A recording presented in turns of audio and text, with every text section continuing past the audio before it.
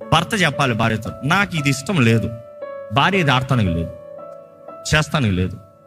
పరే వ్యక్తులతో నువ్వు ఈ రీతిగా మాట్లాడుతావు, నాకు ఇష్టం లేదని భర్త చెప్తే లోబడాల్సిందే భార్య.